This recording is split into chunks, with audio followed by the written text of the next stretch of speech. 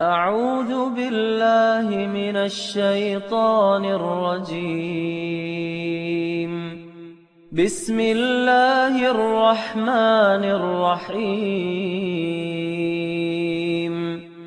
يسبح لله ما في السماوات وما في الأرض الملك القدوس العزيز الحكيم.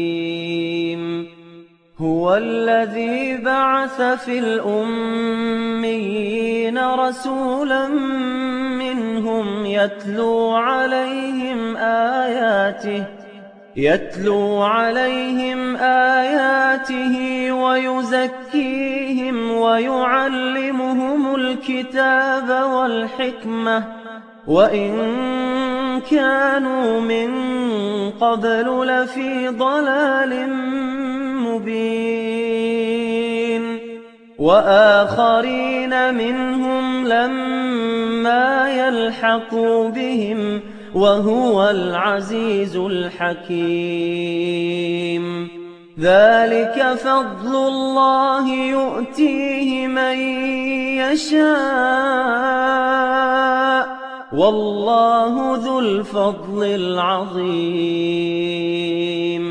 مثل الذين حملوا التوراة ثم لم يحملوها كمثل الحمار يحمل أسفارا بئس مثل القوم الذين كذبوا بآيات الله والله لا يهدي القوم الظالمين. قل يا أيها الذين هادوا إن زعمتم أنكم أولياء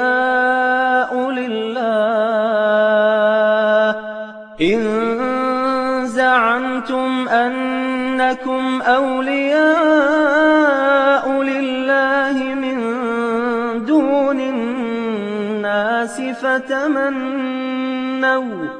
فتمنوا الموت إن كنتم صادقين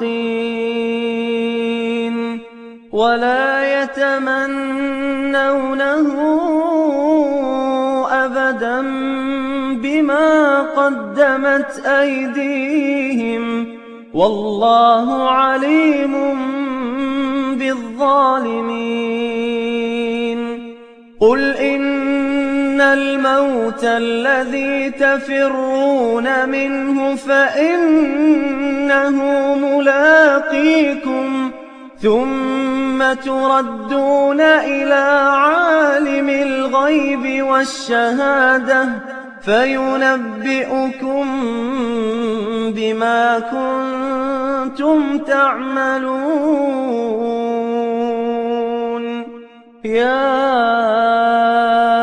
أيها الذين آمنوا إذا نودي للصلاة من يوم الجمعة فاسعوا إلى ذكر الله وذروا البيع ذلكم خير لكم إن كنتم تعلمون.